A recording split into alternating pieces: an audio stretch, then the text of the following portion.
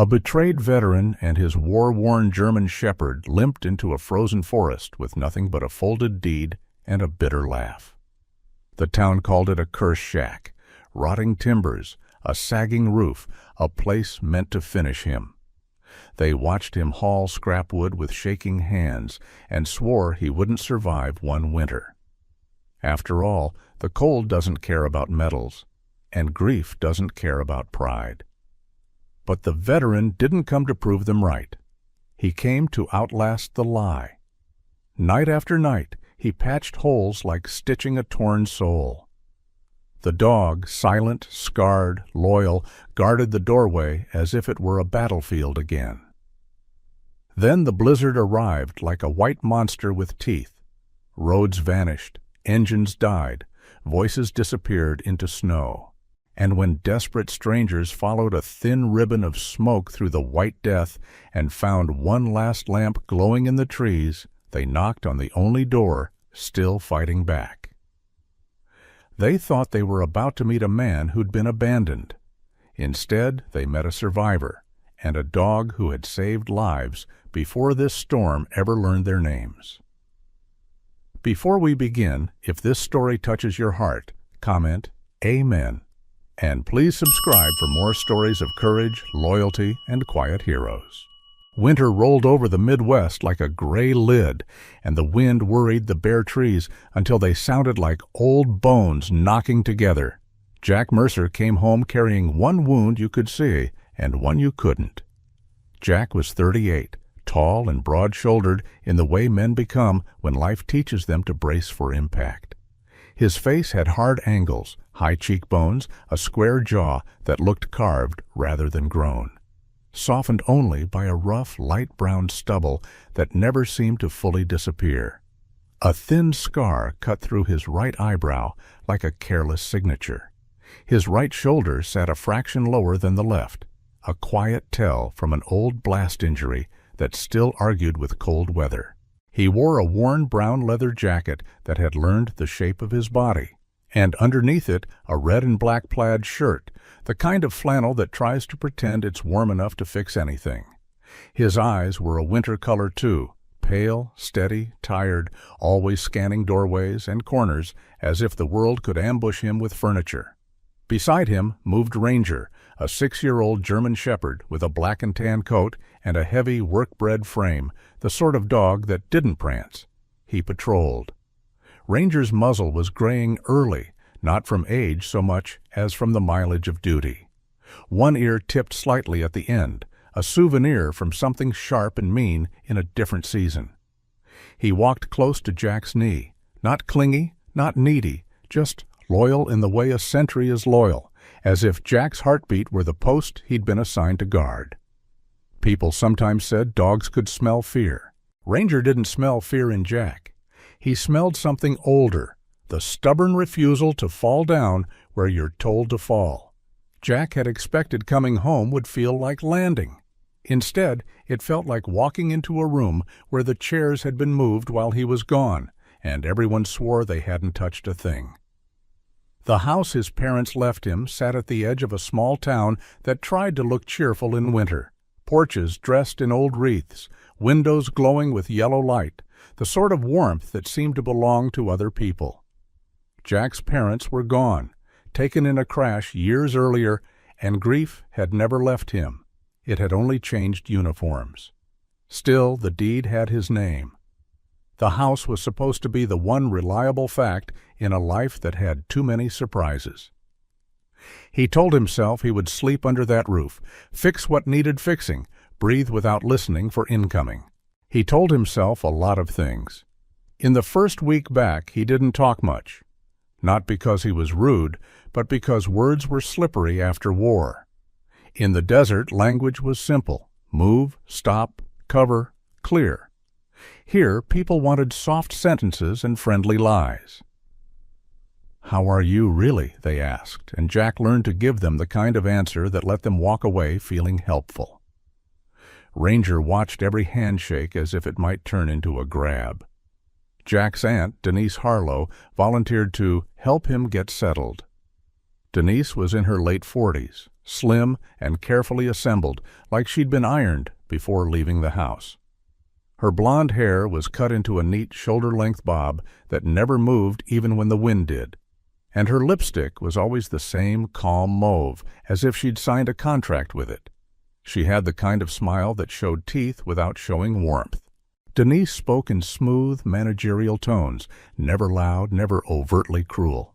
Just relentlessly practical, like life was a spreadsheet, and feelings were a rounding error. She had been the one to step in after Jack's parents died, to handle arrangements, to keep things from getting messy. She said those phrases the way priests say prayers, practiced, unblinking. Her husband, Curtis Harlow, was the opposite in shape, but not in spirit.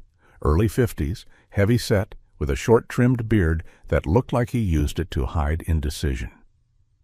Curtis had a permanent crease between his eyebrows, the kind that comes from always thinking about bills and never thinking about people. He was polite to Jack in the way a man is polite to a neighbor's barking dog, careful, distant, hoping the noise stops soon. Curtis liked to sigh. He sighed like it was an opinion. Jack didn't mistrust them at first. That was the joke the universe played. He could spot a threat in darkness, but not a trap laid in daylight by family.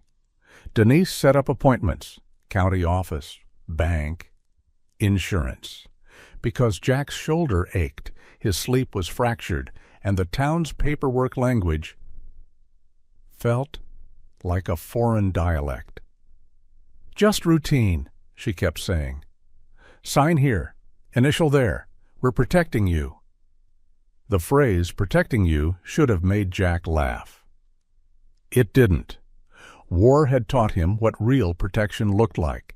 Hands shaking while still doing the job, hearts hammering while still stepping forward. Denise's protection looked like a pen offered with perfect nails and a patient smile. One afternoon, the county office smelled of stale coffee and heated air that never fully warmed. A clerk named Mr. Pritchard sat behind a counter with wire-frame glasses and the weary eyes of someone who had spent 20 years watching people argue about property lines. He spoke slowly, dragging each word over the ice of bureaucracy. Jack listened, but parts of his mind kept slipping sideways. The fluorescent lights buzzed. A paper cutter snapped somewhere in the back room, and the sound made Jack's stomach tighten for half a second like he'd heard something worse. Denise noticed and leaned in, voice soft as a lullaby. "You're okay," she murmured. "Just sign, then you can go home." Ranger lay at Jack's feet, chin on paws, eyes open, always open. Jack's hand trembled slightly when he picked up the pen. Not from fear, Jack didn't think it was fear. It was his shoulder, the ache, the cold, the exhaustion of coming home, and finding out peace required so much paperwork. He signed where Denise pointed. Once, twice, 3 times. Curtis stood behind, hands in his coat pockets, watching like a man waiting for a bus. Mr. Pritchard stamped forms with dull thuds. Everything sounded final. Jack told himself it was fine, that his aunt knew the system, that she'd helped him before, that family, even imperfect family, didn't steal the floor out from under you. That night, Jack slept on the couch with Ranger on the rug beside him, back against the front door like a guard. His dreams were a jumble of sand and snow. He woke before dawn, throat tight, listening to the house settle in the cold. There was no explosion, no shouting, just the slow creak of wood and the distant rush of wind. Ranger lifted his head and looked at Jack as if to ask, "Are we safe?" Jack didn't answer out loud. In the morning, Denise arrived with coffee and a folded packet of documents. She was in a long wool coat, the color of oatmeal, clean boots, hair perfect. Curtis stayed in the car, engine running, fogging the windshield. Denise placed the packet on the kitchen table, tapped it twice like she was sealing a deal with the universe. "We did what we had to do," she said. Jack frowned. "What are you talking about?" Denise's eyes flicked to Ranger, then back to Jack. She didn't like dogs, Jack realized. She didn't like anything that could bite. "The house," she said. "It was complicated. Liens, taxes. You weren't in a position to manage it." Jack stared at her, waiting for the punchline. Denise sighed, her version of kindness. "We transferred it," she continued. "Temporarily, to stabilize things." Jack's mouth went dry. "Transferred it? To who?" Denise's smile tightened, like a knot pulled neat. "To us," she said. "It's simpler. We'll handle it." Jack's thoughts moved slow, like boots through deep snow. He looked at the papers, at his own signature, his hand, his name, lined up obediently beneath words he hadn't truly absorbed. He remembered the buzzing lights, the stamp, the gentle voice telling him he was okay. A hot, small laugh escaped him before he could stop it. It wasn't humor. It was shock wearing a clown mask. Denise blinked, offended. "Don't be dramatic," she said. "We didn't leave you with nothing." Jack looked up, eyes narrowing. "Oh?" Denise slid another document from the packet, the way you slide a bone to a dog you don't respect. "There's a structure," she said, "on land outside town. It's in your name now. Clean. No mess. Think of it as a fresh start." Curtis finally stepped inside, bringing cold air and the smell of gasoline. He avoided Jack's eyes. "It's better this way," Curtis muttered, as if reading from a script he hated. Jack took the paper. The address wasn't an address so much as a direction. 2 roads past the last paved turn into the timberline where mail didn't like to travel. The description said cabin. Jack knew what that meant in local language. It meant leftover. It meant unwanted. It meant a thing people mentioned with a shrug and a warning. Ranger stood and placed his head against Jack's thigh, not whining, not begging, anchoring.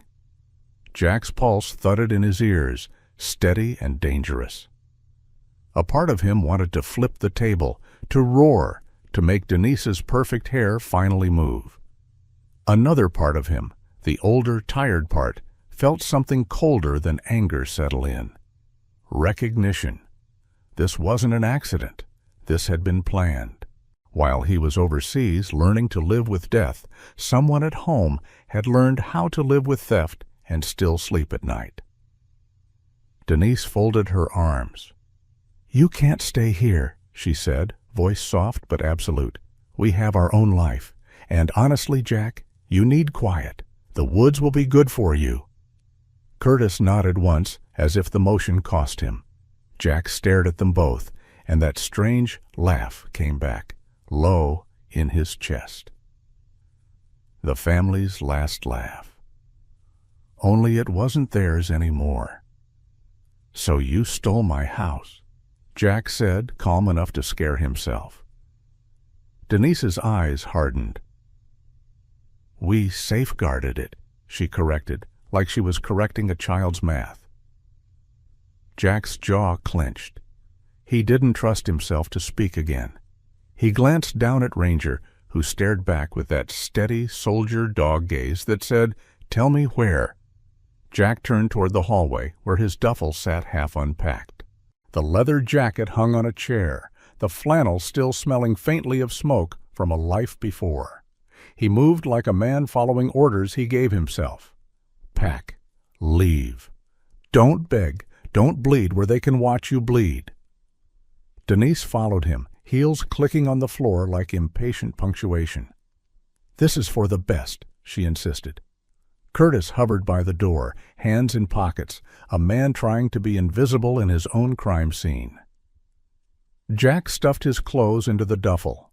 He paused at a framed photo of his parents on the mantel, his mother's warm smile, his father's tired eyes that still carried kindness. Jack picked it up gently, like lifting something fragile from a battlefield. Denise opened her mouth to say something, maybe a warning, maybe a lecture, and then stopped when Ranger's ears rose. Ranger didn't growl. He didn't need to. His silence was sharper. Jack walked out without slamming the door. He didn't give them that drama. Outside, the sky was the color of old steel. His breath came out white. The air smelled like snow coming. Curtis's car idled, ready to escape. Denise stood in the doorway, wrapped in her coat, looking relieved in a way that made Jack's stomach turn. Jack adjusted the strap of his duffel. The weight bit into his shoulder, the injured one, and pain flashed like a small bright star. He welcomed it. Pain was honest. People weren't. Ranger trotted beside him, tail low but steady, paw prints stamping a thin promise into the frosty ground. Jack unfolded the paper one more time, staring at the directions, as if they might change out of pity. They didn't. He looked down the street at warm windows and smoke curling from chimneys, at a town that would pretend this was none of its business.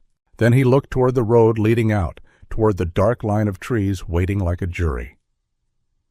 Jack let out one more quiet laugh, dry, almost amused, and whispered to Ranger, "Well, partner, looks like they bought us a haunted house." Ranger's ears flicked, as if he understood the joke and didn't find it funny. Jack started walking anyway, because when everything is taken, movement is the only thing you can still own. And somewhere out there, in the winter woods, a rotten cabin waited with its mouth open, ready to test whether a man and his dog could turn betrayal into shelter. The first snow had not yet fallen in earnest, but winter was already practicing its grip, freezing puddles into dull glass and sharpening the wind until it felt personal. Jack Mercer walked out of town with Ranger's tight at his left knee, the duffel strap cutting into his bad shoulder, like a reminder that nothing given easily stays yours for long. The road thinned from asphalt to gravel, and then to dirt, twin ruts pressed into ground that had already gone hard with frost. Fields gave way to scrub, scrub to timber, and soon the tree line swallowed the last sight of warm windows behind them. Jack didn't turn around. He couldn't afford to, not emotionally. Looking back was how you let the past grab your collar. Ranger kept pausing, nose down, ears pricked, reading the forest the way Jack once read streets in places where danger waited behind every corner. The dog's breath came out in pale clouds, and each time it drifted upward, Jack thought of smoke, of signals, of fires that meant life. He'd brought no car because he'd sold what little he had left after returning, partly to keep money for food, partly because driving made his shoulder throb and his mind flicker. Some nights behind a wheel, the headlights on snow looked too much like flares, and his hands would tighten until his knuckles went white. Walking was slower, but it was honest. You earned every mile. The cabin on the paper wasn't marked by an address so much as by a dare. Old locals called the place the Wicker Place, or the Dead Cabin, or just that wreck in the woods. Jack had heard it once in a diner years ago when he was home on leave, a story told between bites like entertainment. Some drifter froze out there, or a hunter fell through the roof, or a family vanished. Stories were cheap. Cold was not. The dirt road narrowed into a path that looked more like an animal track than something meant for a human life. Branches scraped Jack's jacket. Pine needles dusted Ranger's back. The forest deepened, and with it the quality of silence changed. Town silence was polite, filled with muffled appliances and distant televisions. This silence was alive, wind threading through boughs, ravens clicking somewhere above, a low creak of trees shifting under their own weight. Jack kept scanning, not because he expected an enemy, but because he couldn't stop. Hypervigilance was like a second heart. It beat even when you didn't want it to. His mind, tired and hungry, tried to bargain. Maybe the cabin would be bad, but not deadly. Maybe it would have a stove. Maybe someone had left a blanket. Maybe. Ranger broke from his heel once and trotted ahead, stopping at a half-buried post with faded yellow paint. He sniffed it, sneezed, and looked back at Jack as if to say, "This is the line between civilization and whatever comes after." Jack stepped past it anyway. The path dipped into a hollow where the air turned colder, trapped. His shoulder ached more sharply. He flexed his hand inside his glove, forcing blood back into his fingers. He wasn't dressed for comfort. No one was when they were broke, but he was dressed for endurance. Heavy boots, thick socks, flannel under leather, a knit cap pulled low. Ranger wore a battered harness Jack had kept from his canine volunteering days after the service, dark straps with frayed edges and a metal ring that clinked softly with each step. Jack didn't like noise. The clink still bothered him, but Ranger liked the harness, liked the job it implied. It made him stand straighter, as if he remembered being useful in a world that didn't care about grief.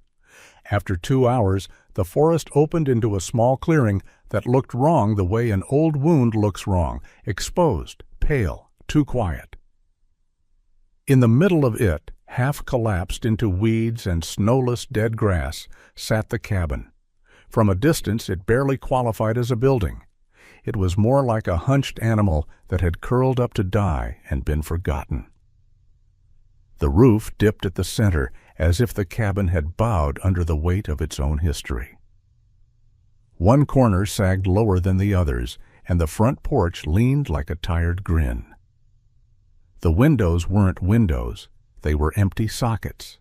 The door was still there, but it hung crooked on one hinge, the bottom edge scraping the threshold like it was reluctant to open. Jack stopped at the edge of the clearing. His chest tightened in a way that was not fear exactly, more like the moment before a fight, when your body decides whether you're going to run or commit. Ranger's posture changed too. The dog didn't bark. He didn't rush. He slowed, head low, tail steady, eyes locked on the cabin the way he'd lock on a stranger with bad intentions. Jack watched him, grateful for the animal's honesty. Ranger didn't pretend things were fine. Ranger simply prepared. "Well," Jack murmured, voice rough, "they really aimed high, didn't they?" It came out as humor, but humor was just pain wearing a party hat. Ranger glanced up at him and then back to the cabin, unimpressed. Jack stepped forward, boots crunching over frost-stiff grass. The air near the cabin smelled different, damp wood, rot, and something metallic, like old nails. He reached the porch and tested it with his weight. The boards groaned but held. He could feel the give beneath his boot, like stepping on a lie. Jack touched the railing and flakes of old paint came away on his glove. He pictured Denise's perfect nails, the way her hands never did anything that could splinter. Then he pictured his own hands, already cracked, already used. A bitter warmth rose in his throat. Ranger moved to the door and sniffed along the seam, then paused, the dog's hackles lifted slightly. Not panic, alert. Jack leaned in, listening. Wind. A faint scurry, mouse or squirrel, something small surviving by being invisible. No voices, no human. Jack set his duffel down and reached for the door. The hinge squealed when he pushed. It was the kind of sound that could make a man jump if he hadn't spent years training himself not to. Jack didn't jump. His jaw tightened, and his eyes swept the interior. Cold air rushed out, meeting him like a slap. Inside, the cabin was darker than it should have been for afternoon. Light came through gaps in the roof in thin, sharp beams that made dust sparkle like tiny drifting sparks. The floor was uneven, hard-packed dirt in places, warped planks in others, some missing entirely. Leaves had blown in and gathered in corners like abandoned bedding. A collapsed crate sat near the wall, half-eaten by moisture. There was no furniture except a broken chair that looked like it had given up. The smell was worse inside, wet wood, mold, and the sour edge of something long dead, though Jack couldn't tell if it was an animal that had died in winter or simply the cabin itself, decaying. Ranger stepped in first, slow and deliberate, then circled the main room, nose close to the ground. He stopped at the back section where a narrow doorway led into what might once have been a sleeping space. The dog's tail stilled. He sniffed again. Then he let out a low, warning rumble. not a growl meant to threaten, but a sound meant to report. Jack followed, keeping his shoulders squared, his breathing controlled. In the back room, a portion of the roof had caved, leaving a jagged opening where sky showed through. There were droppings along the far wall and scratch marks on wood.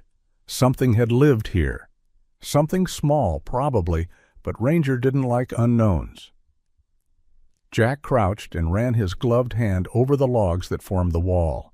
Rough, splintered, but not all of them were rotten. Beneath the grime, there was strength. The cabin wasn't dead. It was wounded. Jack felt something in his chest loosen just slightly. Wounded was familiar territory. He understood wounded. He stood and looked around again, not at what the cabin was, but at what it could become if someone stubborn enough refused to let it die. He heard Denise's voice in his head. "The woods will be good for you." The idea made him almost laugh again. The woods didn't heal you. The woods tested you until you either adapted or became a cautionary tale. Jack turned back to the main room and set his duffel near the driest patch of ground he could find. He moved with a strange efficiency, the way he did when his mind needed a task to keep it from collapsing inward. First priority, reduce wind. Second, establish heat. Third, secure food and water. He didn't have much, but he had skills war had hammered into him like nails. Assess, improvise, endure. Ranger returned to his side and sat, watching the door. The dog's ears rotated, tracking sounds outside, always mapping. Jack pulled a small flashlight from his pocket and swept the beam along the walls. Gaps between boards. Nail heads rusted. One corner where the bottom logs had softened and sunk, creating a slanted lean. A place where snow would drift inside once it came. He imagined January wind pushing through that gap like a knife. He pictured himself waking up with frost on his eyelashes. His stomach tightened. Then he pictured the alternative, going back to town, begging, letting Denise's smile win. That tightened him more. Jack found a broken plank near the door and wedged it against the frame to keep it from swinging with the wind. The door still didn't close all the way, but it became less of a mouth and more of a barrier. He gathered loose boards from the floor and stacked them near a corner. The simplest order, the smallest control, mattered. It told his brain, "You are not helpless here." Ranger paced once, then returned to the doorway and laid down, body angled so he could see both Jack and the outside. A living lock. Jack sat on the crate, which creaked under him, and let out a breath he didn't realize he'd been holding since the morning he walked out of Denise's house. The silence inside the cabin was different than the silence outside. Outside, the forest listened. Inside, the cabin waited. Jack reached into his jacket and pulled out the folded paper. His replacement. His name was printed on it, clean and official. That was the part that stung and soothed at the same time. His family had stolen the home that held memories, but they had accidentally handed him something else, a place that didn't belong to anyone's story yet. No ghosts except what he brought with him. Jack smoothed the paper on his knee, then folded it again and tucked it away. "All right," he said quietly, more to Ranger than to himself. "We're here." Ranger's eyes flicked toward him, steady. Jack stood and walked to the center of the main room. He looked up at the broken roof, at the beams that still held, at the holes where a cold light stabbed through. He felt anger still, yes, but now it had a direction. He wasn't going to survive out of pride. Pride was flimsy. He was going to survive out of spite, mixed with a thin, dangerous hope. Hope that if he could make this wreck stand, he could make himself stand too. Outside, wind moved through pines with a sound like distant surf. The first real winter storm wasn't far. Jack rubbed his hands together, then looked down at Ranger.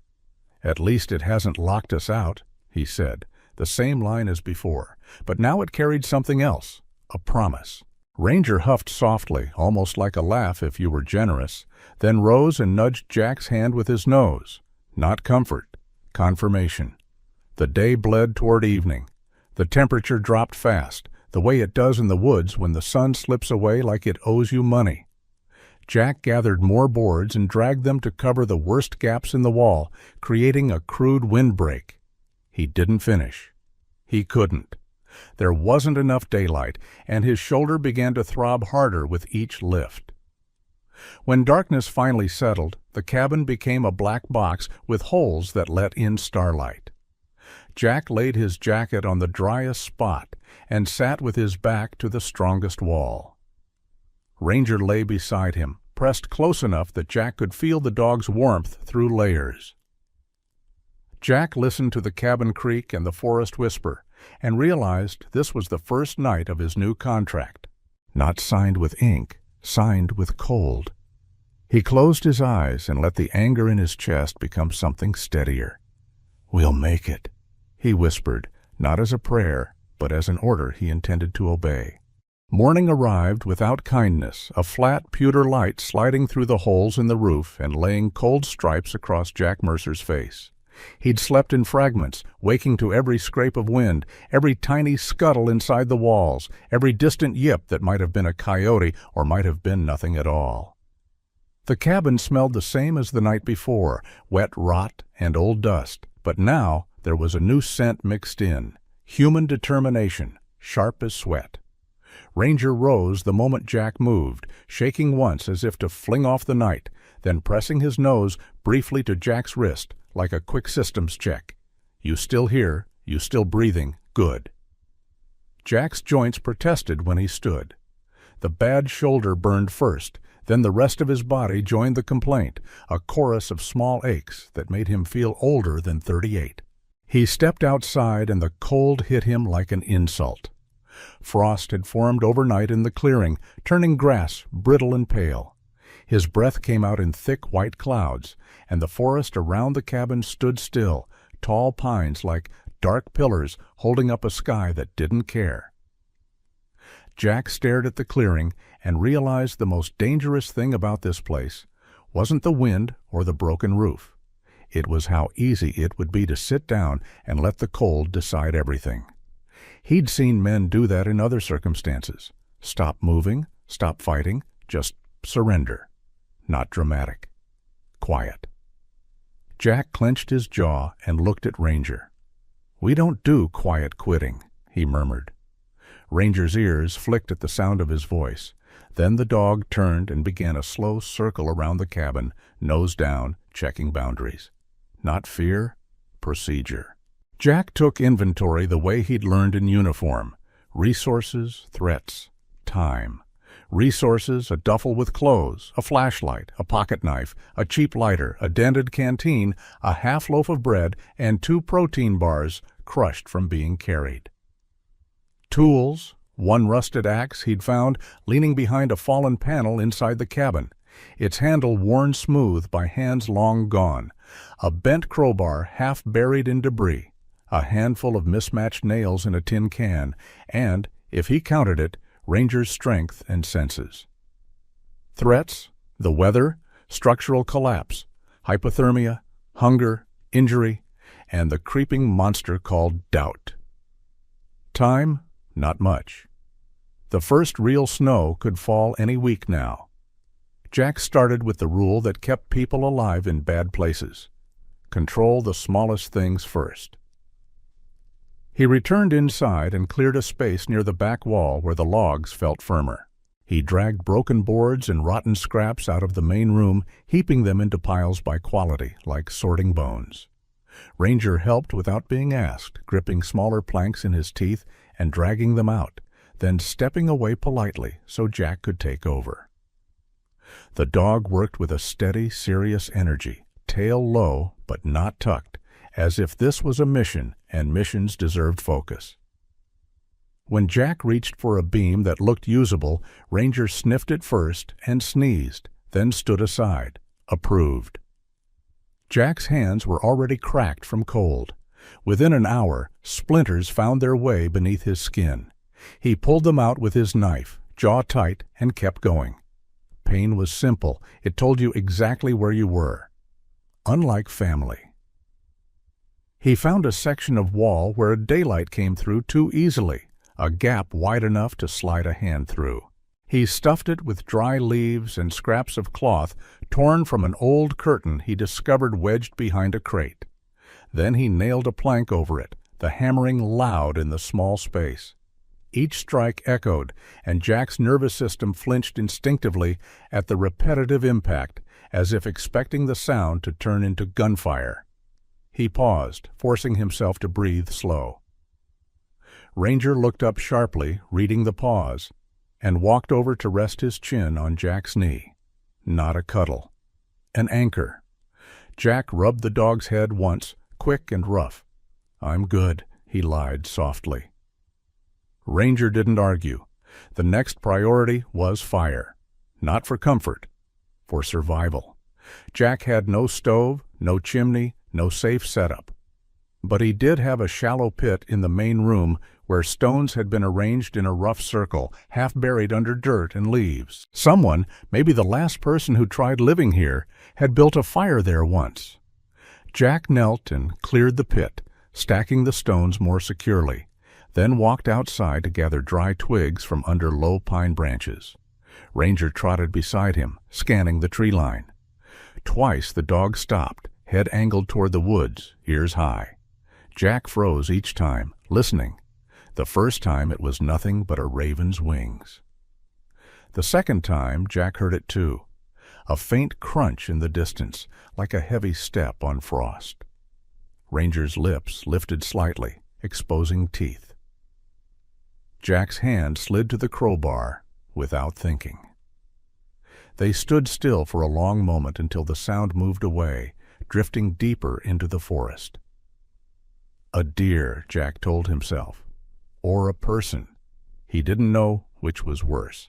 Ranger relaxed only a fraction, then nudged Jack forward, as if to say, "Keep moving, boss." Jack collected what he could, then returned to the cabin and built a small teepee of twigs and shaved wood. He scraped the axe head against a board to make thin curls. His fingers stiffened fast. When he struck the lighter, the flame wobbled like it wanted to die too. He cupped it, breathed carefully, and watched the curls catch. Smoke rose first, bitter and thin, then a small flame, trembling, then steady. Jack fed it slowly, adding small sticks until it grew into a modest fire that warmed his face more than the room. Ranger lay near it, but not too close, watching the door as if fire was a luxury and safety was the job. Jack stared into the flame and felt something loosen in his chest. Not peace, not yet, but a sliver of control. He ate a piece of bread, chewing slowly to trick his stomach into thinking it had been fed. Then he drank a few swallows from the canteen, already aware the water would not last. He needed a source, creek, well, something. Before the cold deepened, he would have to find it. But today was for structure. Today was for the cabin not killing him in his sleep. Jack moved through the afternoon with brutal rhythm. He hauled out debris. He pried loose boards with the crowbar, wincing when the effort pulled at his shoulder. Every time the pain flared, his mind tried to offer him a deal. Stop. Rest. You've done enough. Jack refused. He had learned long ago that enough was a word people used when they had backup. He didn't. He found a section of roof where a beam had cracked. He didn't climb, too risky without proper support, but he braced it from below with a salvaged post, wedging it into place like a crutch. It wasn't pretty, but it might keep the roof from sagging further. Ranger watched the bracing process with that intense concentration dogs get when they want to help but don't know how. When Jack stepped back, breathing hard, Ranger walked up and pressed his shoulder against the new post, testing it like a quality inspector. The post held. Ranger stepped away, satisfied. Jack couldn't help it. A laugh slipped out, short and surprised. It wasn't joy, exactly, but it was the first time he'd laughed at something that wasn't bitter. "You're ridiculous," he told Ranger. Ranger's tail thumped once against the dirt floor, a small drumbeat of approval. Later, as Jack dragged rotten boards outside, he found something under the leaves near the back wall. An old coffee tin with a rusted lid. Inside were a few nails, a spool of twine stiff with age, and a small tin whistle. Jack held the whistle up, turning it in his fingers. It was dented, dull, but it looked like it had been cared for once. He raised it to his lips and blew. The sound that came out was thin and wavering, more breath than music. Still, it cut through the cabin silence like a ghost of a song. Jack felt his throat tighten. He didn't know who had owned it, but he understood the impulse. When you're alone in a place that wants you dead, you leave some part of yourself behind that says, "I was here." Ranger tilted his head at the whistle, confused, then sneezed, unimpressed by human artifacts. Jack tucked it back into the tin. Not for now. Evening came early, the sky fading into a bruised purple behind the trees. Jack stepped outside with Ranger to gather more wood, moving quickly before dark. He found a stand of fallen branches from a storm years ago and broke them into manageable lengths. He hauled them back in 2 trips, Ranger carrying smaller sticks in his mouth like a proud assistant. Jack's hands were raw by the time he finished. Blood had seeped from a split in his palm, dark against pale skin. He wrapped it in a strip of cloth torn from his shirt sleeve. No bandages, no clinic, just improvisation and stubbornness. Back inside, Jack fed the fire and watched the smoke crawl toward the roof holes. It wasn't ideal. He would need proper ventilation soon, or the cabin would trade one death for another. But tonight the fire was small and the gaps in the roof acted like a crude chimney. He sat with his back against the strongest wall. Ranger pressed close. The dog's warmth was a quiet miracle, steady and physical. Jack's mind drifted, uninvited, to Denise's kitchen, to her clean counters, to the way she'd said the woods would be good for him. He pictured her sipping coffee right now, certain she'd solved a problem. The thought should have made him furious. Instead, it made him cold in a different way. He realized the cruelest part wasn't the theft. It was the assumption that he would disappear, that he would freeze and fail, and become a cautionary tale that made everyone else feel safer about their own choices. Jack stared into the fire until his eyes stung. "They think this place is a grave," he whispered. Ranger's ears flicked. Jack's jaw hardened. "Fine. Let them." He looked down at his hands, scraped and bleeding, then at the rough logs around him. The cabin looked the way he felt, patched, battered, full of gaps that let in cold. And yet it stood.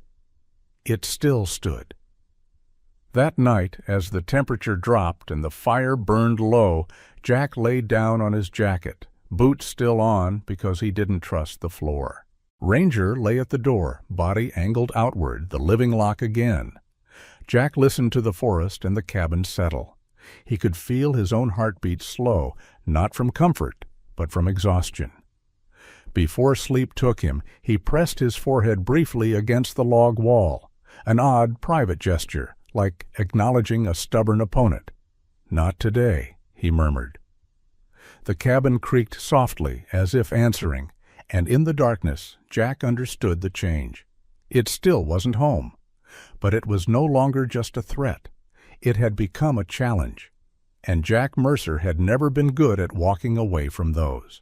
A thin skin of snow finally arrived, not the dramatic kind that erases the world, but the first warning, powdering the clearing like flour and turning every footprint into evidence. Jack Mercer woke before dawn because the cold had taught him that sleep was a luxury you paid for with frostbite. The fire in the pit had died to ash hours earlier. Ranger rose when Jack did, stretching with a controlled stiffness that mirrored his owner's. The German shepherd's black and tan coat looked darker in the dim light, and his breath puffed steadily as he moved to the door, nose pressed to the crack, reading the morning like a report. Jack's palm was split from yesterday's work, wrapped in cloth that had already soaked through with a faint rust-colored bloom. His shoulder throbbed as if the bones remembered every impact they'd ever taken and wanted to recite them all at once. He didn't have the luxury of resting. He had the cabin, yes, but no real food, no proper roofing, and no steady supply of nails or tar paper. Survival wasn't just chopping wood and staying brave. It was arithmetic. Calories in versus calories out. Warmth gained versus warmth lost. Materials found versus gaps left open. Jack stepped outside and listened. The forest was quiet in that predatory way winter quiet can be, like it's waiting for you to make the first mistake. He looked back at the cabin and felt something stubborn tighten in his chest. He had to go into town. Not for help, he didn't trust help yet, but for work, for supplies, for the kind of small money that kept a man alive without turning him into a beggar. Ranger followed as Jack packed his duffel with the bare minimum, the deed paper folded tight in his jacket pocket, a piece of bread wrapped in cloth, the flashlight, the crowbar tucked into the side like an argument. Jack hated leaving the cabin unattended. It felt like stepping away from a foxhole. But Ranger was there, and Ranger made Jack feel like the world couldn't sneak up behind him as easily. They set off down the rutted path, the first snow squeaking faintly under boots. As the trees thinned and the dirt road widened, the smell of town crept in, wood smoke, diesel, and that faint sweetness of baked goods that always seemed unfair when you were hungry. Jack arrived at the diner just after sunrise. The parking lot was half ice, half slush. Inside, the air was warm enough to make his fingers hurt as they thawed, and the smell of coffee hit him like a memory. People looked up when he entered. Not dramatically, just a flick of eyes, a pause in conversation, the way small towns do surveillance without calling it that. Jack didn't have the kind of face that blends in. The scar through his eyebrow, the tired steadiness in his eyes, the posture of someone who'd learned to stand ready. It broadcasted a story even when he kept his mouth shut. Ranger stayed outside, tied to a post near the door, alert but calm. Jack trusted Ranger more than he trusted any lock. A woman behind the counter poured coffee with brisk efficiency. Her name tag read, Marlene. Marlene Sutter was in her late 50s, short and sturdy, with iron-gray hair pulled into a bun that looked like it could survive a tornado. Her skin was ruddy from years of steam and winter air, and her eyes were a sharp blue that missed nothing. She spoke like someone who had raised 3 kids and 1,000 opinions. "You're new," she said, sliding a mug across the counter without being asked. Her tone wasn't unfriendly. It was territorial. Jack hesitated, then wrapped his hands around the mug, letting the heat seep into his palms. "Just passing through," he said automatically, then heard himself and nearly snorted. Passing through implied movement, escape. He wasn't passing through anything. He was stuck by choice and by betrayal. Marlene watched him for a long second. "You look like you slept outside," she said. Jack took a sip. The coffee was too hot, bitter, perfect. "I've had worse nights," he said. Marlene's gaze flicked to Ranger through the window. "That your dog?" Jack nodded. "He looks like he's seen worse too," she muttered, then softer, as if to herself. "Good." Jack blinked. "Good?" Marlene leaned in slightly, lowering her voice like the diner might gossip back. "A dog like that doesn't stay with a fool," she said. "So either you're smart or stubborn." Jack gave a small, humorless smile. "Both," he admitted. Marlene huffed, the closest she came to laughter.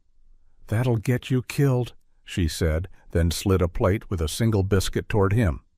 "Eat." Jack's stomach tightened. Charity was a hook. He didn't like hooks. I didn't ask," Marlene cut in, the tone of a woman ending negotiations. "You can pay it forward when you're less dead." Jack stared at the biscuit like it might explode. Then he ate, slowly, because he hadn't tasted kindness in days, and it felt suspicious. He left the diner with a small list of possible work scribbled on a napkin. Marlene had pointed him toward the feed store owner who needed shelves cleaned out, toward the diner's trash bins that needed hauling, toward a farmer who paid cash for fence repairs. Jack didn't thank her. He didn't know how to thank someone who fed you without making you feel small. He just nodded once, a soldier's acknowledgement, and walked out. The town was awake now. Trucks rumbled, snowplows scraped. A group of men near the hardware store stood in a loose circle, hands in pockets, shoulders hunched. They watched Jack pass, and Jack heard the whispers even without trying. "That him?" "Yep, the vet. He's the one with the dead cabin. Won't last a month." They didn't say it with venom. They said it like they were discussing weather. Jack kept walking anyway. He took the first job behind the diner, hauling trash and stacking empty crates until his shoulder screamed and his palm reopened. The manager, a young man named Tyler Voss, paid him $10 and 2 bruised apples from the kitchen. Tyler was 22, skinny, with messy dark hair and a face that always looked surprised by responsibility. He tried to act tough, but his eyes kept darting to Ranger, like the dog might judge him. "That's a serious dog," Tyler said, handing over the cash. Jack nodded. "He keeps me honest." Tyler laughed nervously, then sobered. "You really living out there?" Jack didn't answer immediately. He could have lied. He didn't. "Yeah," he said. Tyler winced. "Man, folks say that place is cursed." Jack's mouth twisted. "Yeah," he said again, and this time there was a hint of amusement. "So far, the only curse I've found is drafts." Tyler didn't know whether to laugh. He did anyway, short and uncertain. Jack moved to the feed store next, sweeping out a shed full of old fertilizer bags and rat droppings for a man named Earl Maddox. Earl was in his 70s, thin as a fence post, with a long white mustache and skin like cracked leather. His hands shook constantly, not from fear, but from age and years of hard work. He didn't talk much. When he did, his words came slow and careful, like he rationed them. "You're the Mercer boy," he said as Jack worked, voice mild. Jack stiffened. "Used to be," he replied. Earl gave a dry, wheezing laugh. "Town's small," he said. "News travels faster than truth." Jack kept sweeping. Earl watched him for a while, then said quietly, "You need gloves." Jack glanced up. Earl pointed with his chin toward a dusty pair hanging on a nail inside the shed. Thick work gloves, stained but intact. "Take 'em," Earl said. Jack hesitated. "I'll pay." "With work," Earl interrupted. "You already are." Jack took the gloves. They were too big, but they kept the cold from biting his cracked skin. He felt the odd sting of gratitude again, quick and dangerous. By afternoon, Jack had earned $35, 2 apples, a biscuit in his stomach, and a handful of small, necessary kindnesses he didn't know what to do with. He also carried the weight of eyes on his back everywhere he went. The town didn't believe he'd last. Jack understood why. The cabin was a wreck, and he looked like a man stitched together by stubbornness. There was nothing romantic about it, just a quiet war against weather. Near dusk, he headed to the hardware store. The bell above the door jingled, and warmth and the smell of oil and sawdust wrapped around him. Behind the counter stood Hank Doyle. Hank was in his early 60s, tall and lean, with broad shoulders that had thinned with age, but not with strength. His face was long, lined deep around the mouth, as if he'd spent years biting back words. His hair was steel gray, cut short, and his beard was trimmed close, salt and pepper with more salt now. His eyes were pale hazel and sharp, the kind that could measure a board or a person without missing an inch. Hank's hands were scarred, carpenter scars, old burns, a missing chunk from one knuckle, hands that had built things and been punished for it. He looked up as Jack entered and didn't smile. "You're the veteran," Hank said, not a question. Jack set the cash on the counter and kept his voice even. "I need nails. Tar paper if you have it cheap. Maybe a roll of twine." Hank's gaze flicked over Jack's jacket, the flannel, the split hand, the exhaustion in the eyes. Then his gaze slid to the window where Ranger sat outside, posture calm but alert.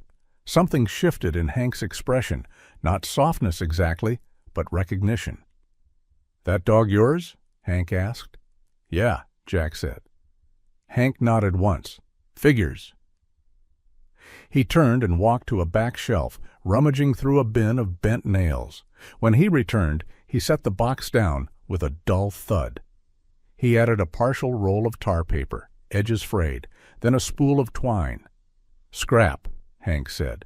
"It's not pretty." Jack's fingers tightened on the counter. "How much?" Hank leaned forward slightly. "You plan on dying out there?" he asked. Jack met his eyes. "No," he said, "I plan on living." Hank stared for a long moment, then snorted softly. "That cabin's taken a couple men's pride," Hank said. "And one man's fingers, if the story's true." Jack didn't blink. "Then I'll keep my fingers," he said. Hank's mouth twitched, like it almost remembered how to smile. "You got a truck?" "No," Jack said. Hank exhaled, annoyed at the inconvenience of caring. "Fine. You carry it." Jack reached for his cash again, but Hank lifted a hand. "Pay what you can," Hank said, "and if you're still breathing come spring, you can pay the rest." Jack held Hank's gaze. The deal wasn't charity. It was a test. Jack nodded once. "I'll be breathing," he said. Hank's eyes narrowed. "Good," he replied. Jack stepped outside, loaded the supplies into his duffel, and clipped Ranger's leash. The dog rose immediately, ready. The sun was sinking, painting the snow in pale orange. Jack heard a couple men across the street talking, their voices low. "He really going back out there?" "Yep. Won't last." Jack didn't look at them. He looked at Ranger. The dog's eyes were steady, unbothered by gossip. Jack felt that same thin, stubborn laughter rise in him, not because anything was funny, but because the town's doubt sounded like a challenge he'd already accepted. He turned toward the road out of town, supplies heavy on his shoulder, cold waiting like a creditor. And as he walked, he understood something quietly brutal. The town didn't need to believe. Winter would be the only judge that mattered. The storm didn't arrive with ceremony. It slipped in like a thief, quiet at first, then louder, then suddenly everywhere, turning the pines into instruments that played only one note: warning. Jack Mercer came back from town with Hank Doyle's scraps lashed to his duffel, bent nails, a partial roll of tar paper, twine stiff from age, and with Ranger trotting beside him like an oath that had grown fur. The first few miles into the timberline, Jack's breath stayed steady, his mind focused on the simple list that kept panic away.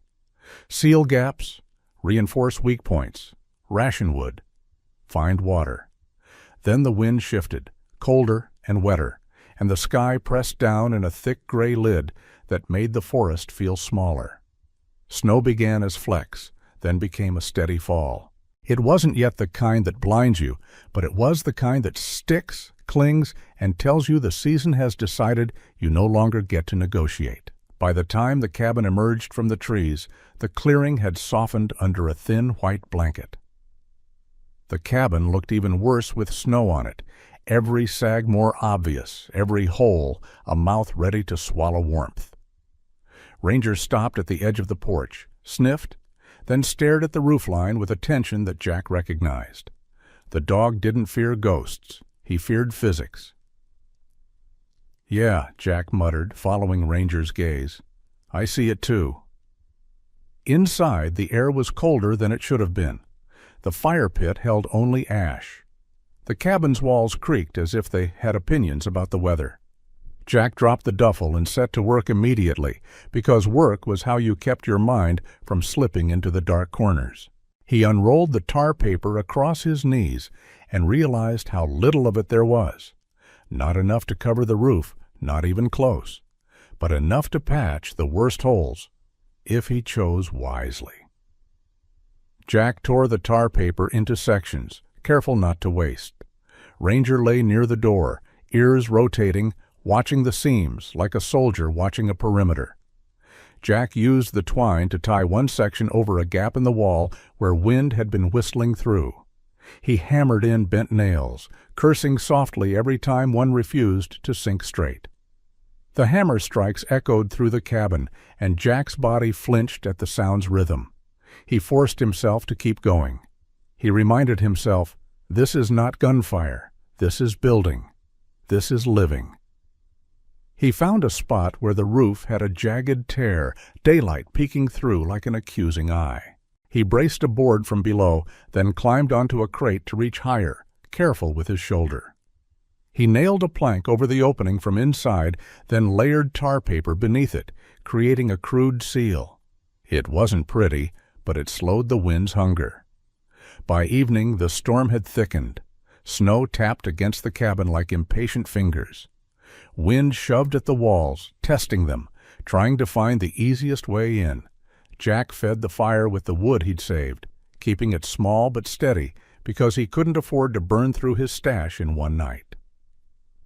Ranger stayed close to the door, occasionally lifting his head when the wind changed pitch, as if the storm were speaking in a language he understood better than Jack did.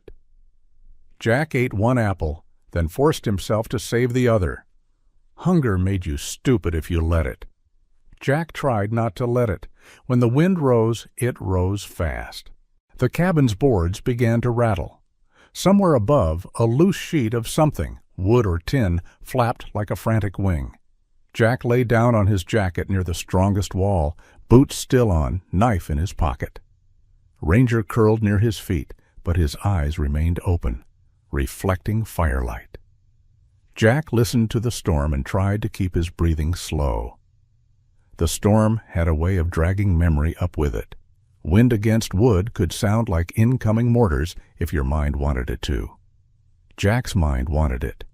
He clenched his jaw and pressed 2 fingers against his pulse, grounding himself in something real. Outside, the forest roared, and the cabin answered with creaks and groans, the sound of an old animal refusing to die quietly. Sometime after midnight, the sound changed.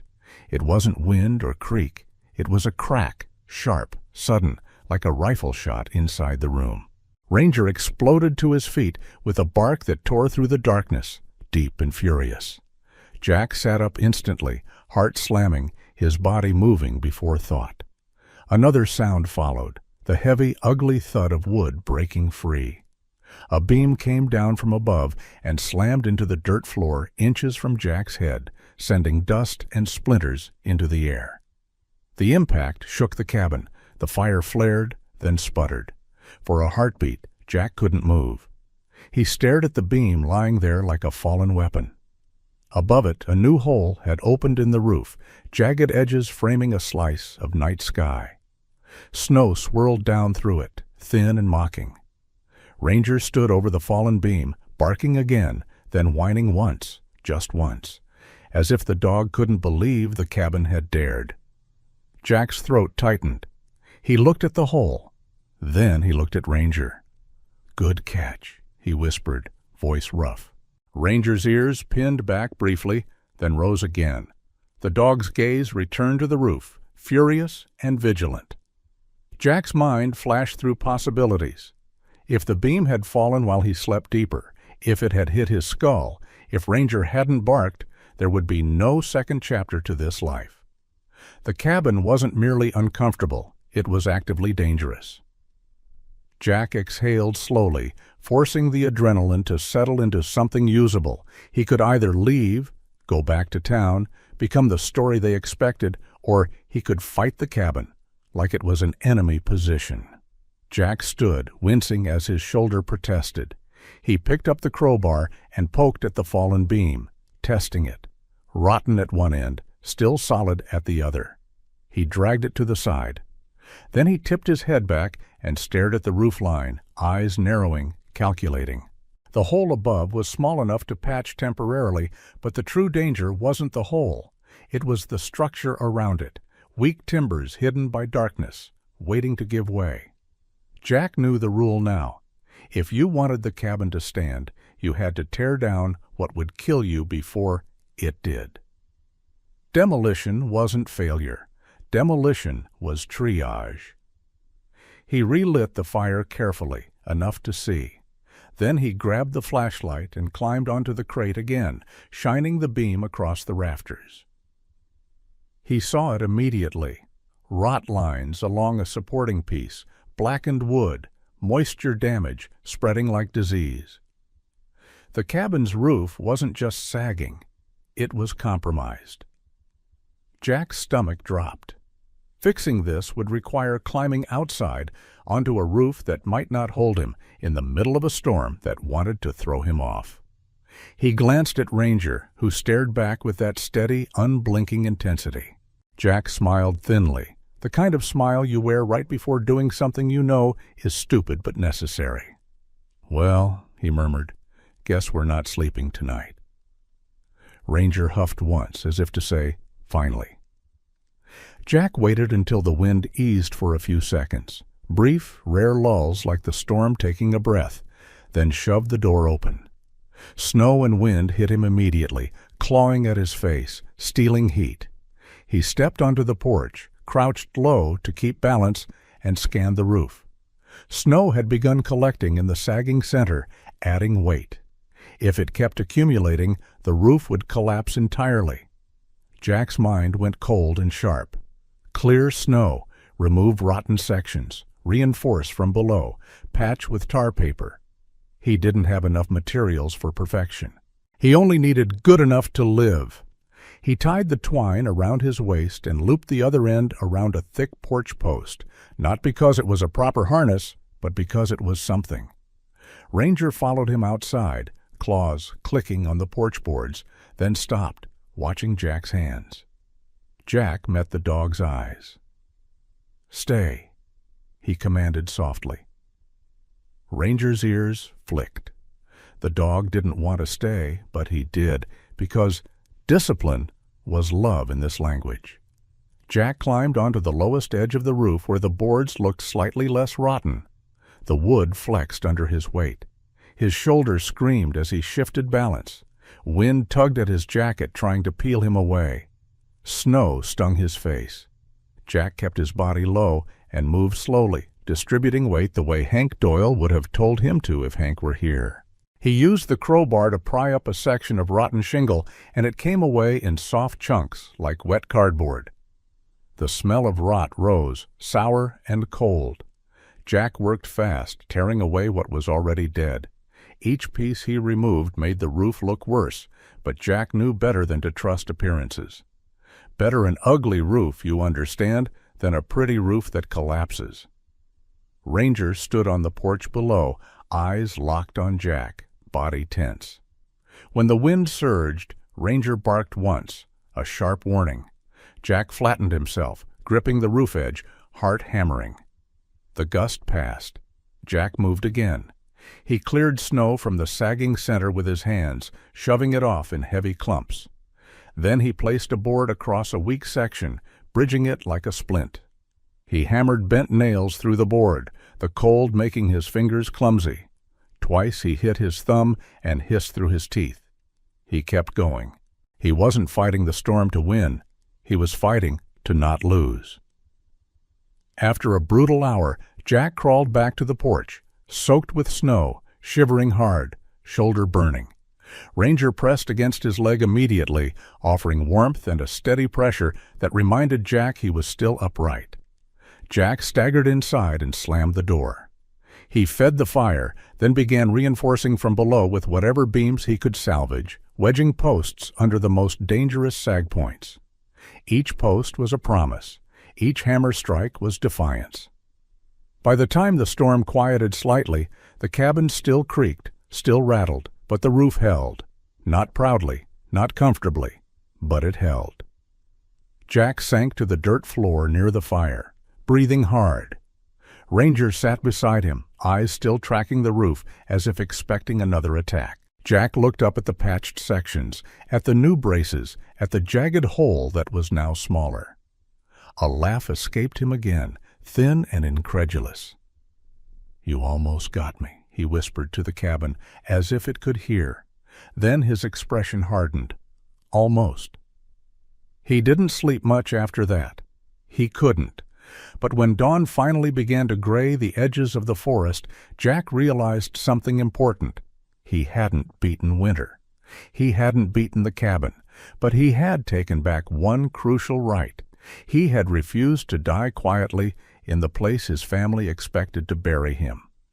And in that refusal, the cabin changed. It stopped feeling like a trap. It started feeling like a battlefield he knew how to survive. Snow came with teeth this time. It didn't drift down softly or make the forest look magical. It attacked. The world outside Jack Mercer's cabin turned white and loud, a blur of wind and ice that erased distance and direction the way fire erases paper.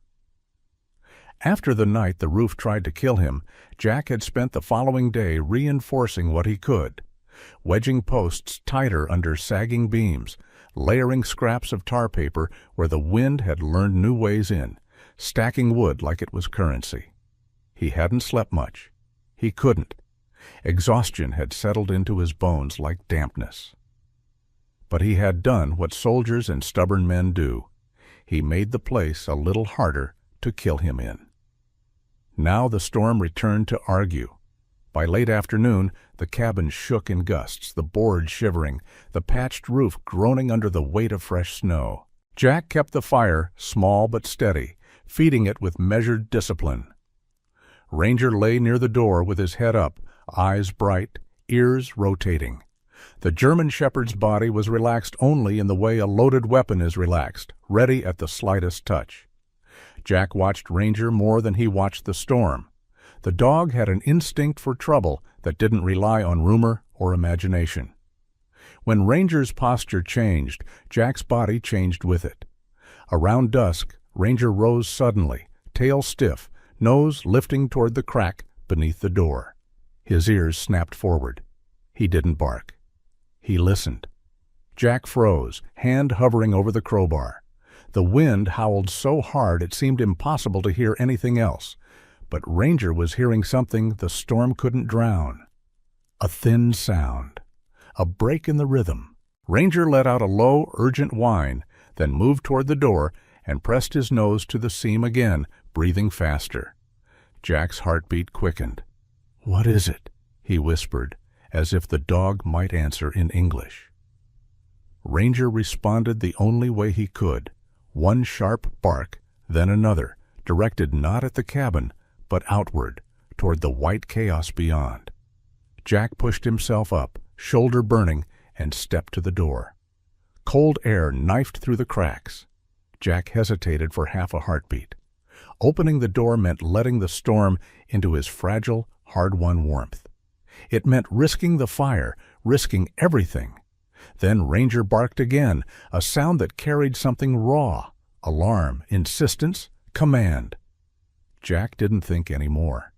He yanked the door open. Wind slammed into him like a living thing. Snow tore across the clearing sideways, stinging his face, filling his eyes. Visibility was almost nothing. Trees were ghosts, the porch edge a faint line. Jack shielded his eyes with his arm and stared into the white, searching for shape, for movement, for anything human. At first he saw nothing. Then a flicker, weak and wavering, like a firefly refusing to die. A flashlight beam, jerking in short bursts. Jack's stomach clenched. Someone was out there. Someone was close. "Hey!" he shouted, but the wind ate the word. Ranger surged forward to the edge of the porch, barking into the storm like a lighthouse bell. The flashlight flickered again, closer now, and then shapes emerged. 3 figures fought their way through the snow. A woman in a long, dark parka hunched against the wind. One arm wrapped around a small boy she half carried, half dragged. The boy was maybe 7, thin and stumbling, his hat askew, his cheeks red and raw. In the woman's other arm was another bundle, smaller, too still, wrapped in a blanket that was already crusted with ice. The woman's face was pale beneath the hood, eyes wide and desperate, lips blue at the edges. She moved like someone running out of time. Behind her, a man staggered, taller, broad-shouldered, struggling to keep up, one hand clutching his own flashlight like it was the only thing tethering him to existence. When they reached the porch, the man nearly collapsed, catching himself on the railing. Jack grabbed his arm without ceremony and hauled him upright. The man's sleeve was wet, and Jack could feel the tremor in his muscles through the fabric, cold deep enough to shake the soul. The woman stumbled forward, breath coming in ragged bursts. Up close, Jack saw she was in her early 30s, tall and slender in a way that suggested she'd once been athletic but had been worn down by life lately. Her hair was dark brown, pulled into a messy braid that had come loose, strands plastered to her forehead with sweat and melting snow. Her skin was fair but flushed raw from windburn. Her eyes were a striking green, wide with terror and determination, eyes of someone who had learned to keep moving even when hope was thin. She didn't look like a person who cried easily, but tears had frozen at the corners of her lashes. "Please," she said, voice cracking. "My son, he—" Jack didn't wait for the sentence to finish. He stepped aside and motioned hard. "Inside," he ordered, loud enough to cut through the wind. "Now." Ranger backed up to make space, then immediately moved close to the woman's legs, guiding her like a trained rescue dog, though no one had trained him for this exact moment. The family spilled into the cabin in a rush of snow and panic. Jack slammed the door shut behind them and leaned into it for a second, chest heaving as if he could physically hold winter back with his spine. The cabin instantly felt smaller, crowded with wet breath and shaking bodies. The woman sank to the floor near the fire, clutching the smallest bundle tight. The older boy stood rigid beside her, eyes huge, lips trembling. The man, mid-30s maybe, dropped to one knee and pressed his forehead to the dirt floor like he was praying without words. Up close, Jack saw the man's face, strong lines, a sharp nose, a jaw shadowed by thick dark stubble that had grown uneven over days. His hair was black, damp, plastered to his scalp. A small cut marked his cheekbone, frozen blood staining the skin. His eyes were brown and exhausted, with the haunted look of someone who'd been responsible for too much for too long. "Name," Jack demanded, because in emergencies names mattered. Names made people real, and real people didn't die quietly. The man looked up, blinking. "Mark," he rasped. "Mark Ellison." Jack nodded. He turned to the woman. "And you?" She swallowed hard. "Sarah," she said, voice thin. "Sarah Ellison." Jack's gaze dropped to the older boy. "Ben?" the boy whispered without being asked, voice small but stubborn. Jack's eyes moved to the bundle in Sarah's arms. Sarah's arms tightened. "Owen," she whispered, and the way she said it sounded like she was holding the word together so it wouldn't fall apart. Jack knelt beside them. He didn't touch the baby, toddler he realized maybe 2 or 3, right away. He assessed. The child's face was too pale, lashes clumped with ice, lips faintly blue. The blanket was wet. Hypothermia. Jack's training wasn't medical in the clinical sense, but war had taught him the basics of keeping people alive when conditions were cruel. Cold injuries.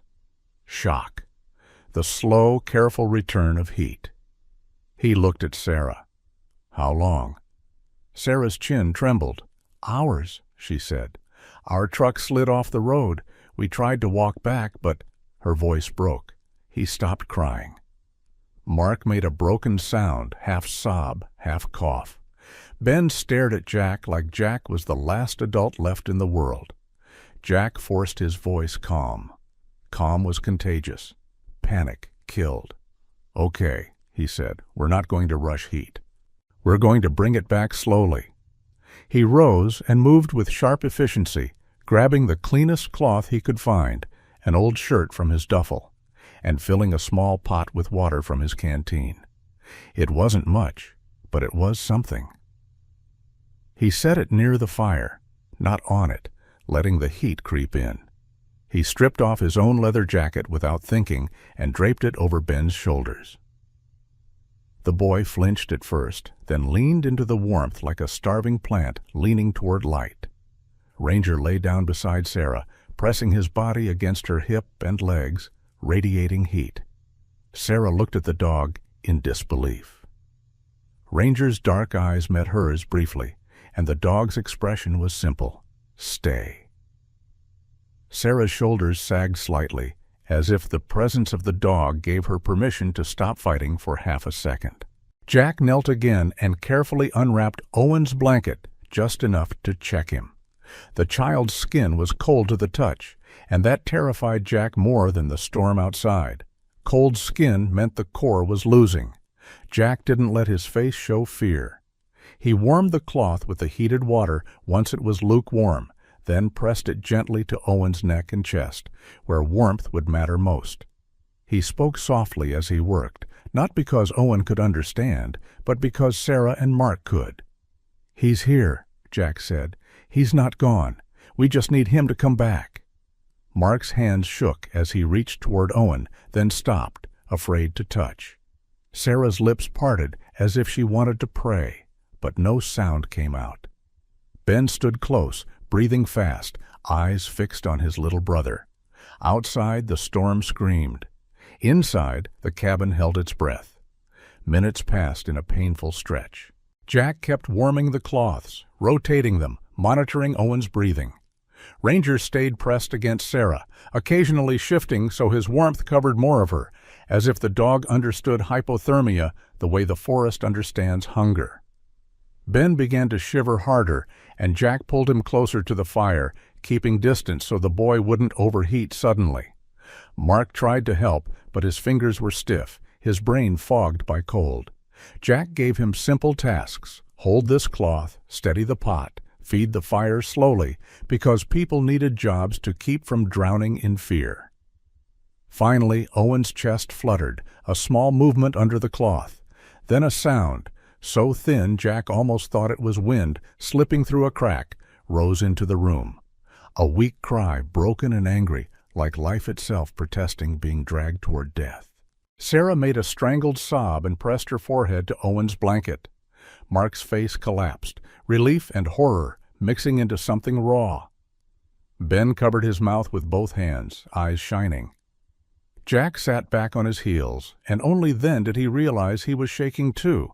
Not from cold, but from the aftershock of almost losing someone in front of him. Ranger lifted his head, ears pricked, as if confirming what he'd been waiting for. Then the dog sighed and settled again, his work not finished, but no longer frantic. Jack stared at the small child's face, now slightly pinker, and felt a strange, heavy warmth in his chest that had nothing to do with the fire. This cabin, this place the town mocked as a death trap, had just done something sacred. It had held. Not perfectly, not comfortably, but it had held long enough for a family to live. Mark looked around the cabin then, really looked, at the braced beams, the patched tar paper, the rough walls that still leaked wind in places but had refused to collapse. His voice was hoarse. We saw your light," he said. Jack blinked. "My light?" Sarah swallowed and nodded toward the corner where Jack's lantern sat on an upturned crate, its glow steady in the gloom. "It was like a star," she whispered. "We thought we were imagining it." Jack's throat tightened. He hadn't put the lantern there for anyone but himself. He'd left it lit because darkness made his mind too loud. But now he understood. A light is never only for the person who lights it. Jack looked at Ranger, then back at the family. "You're staying," he said. Not a question. Mark opened his mouth to argue, to say they didn't want to impose, but Jack cut him off with a look that had ended debates in harsher places. "You're staying," he repeated. "Storm's not done. And neither are you." Mark's shoulders sagged, and he nodded, surrendering, not to weakness, but to survival. Sarah's hand trembled as she stroked Owen's hair. Ben sat near the fire, wrapped in Jack's jacket, staring at the flames like they were telling him a story. Ranger kept watch near the door, body between the cabin and the storm, like a mythic guardian placed there by some old god of winter who occasionally took pity. Jack fed the fire carefully and listened to the wind rage outside. For the first time since Denise's door had closed behind him, Jack felt something shift deep inside. This place wasn't just a hiding spot for a betrayed man and his dog anymore. It was a refuge. And that truth landed with a weight that changed the shape of everything that came next. The storm didn't end with a dramatic farewell.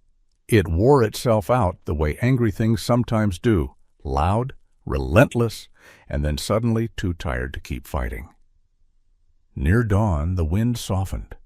The hiss of snow against the walls faded to a quiet whisper. Jack Mercer woke to a silence so deep it felt unnatural, like the forest had swallowed its own voice. For a long moment he didn't move. He lay on the dirt floor near the weak warmth of the fire, staring up at the braced beams and patched shadows, listening to the steady, human breathing around him.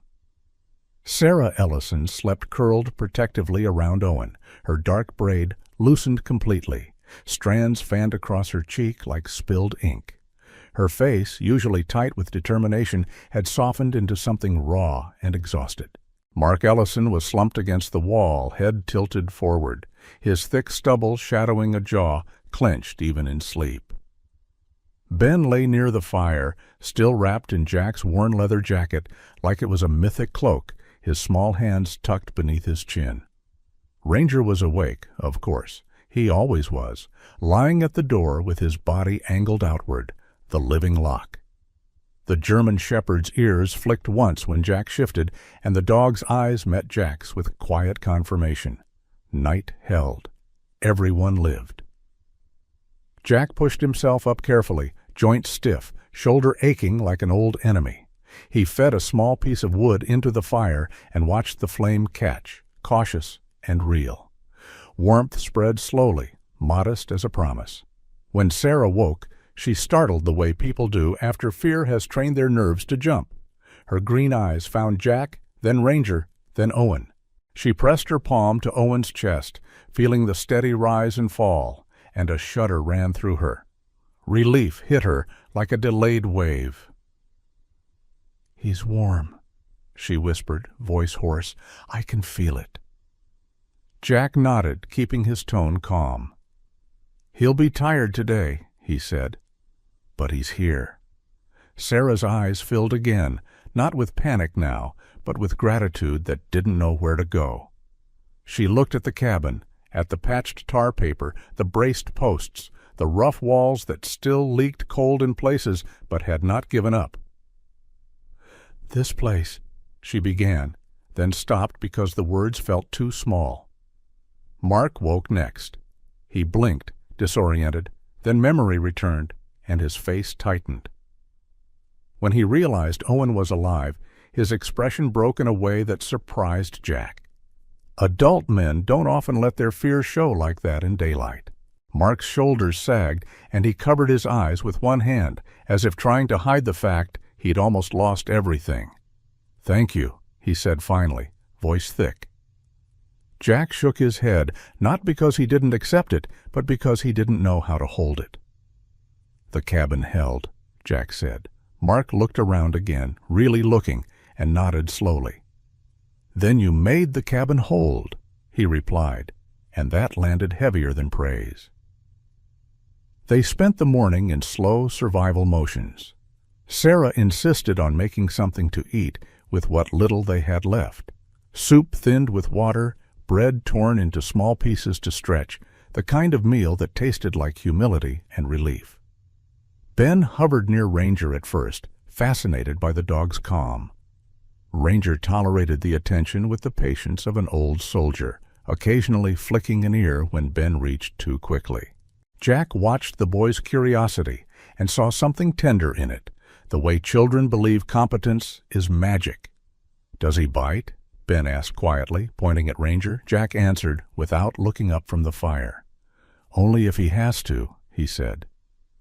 Ben nodded as if that made perfect sense. Later, when the storm's aftermath revealed itself, snow piled knee-deep, the road erased, their truck somewhere out there buried like a bad decision, Mark and Jack went outside to survey. Daylight made the clearing look almost gentle, as if the night hadn't tried to kill them, but the drifts told the truth. Mark stood staring into the white distance, jaw tight.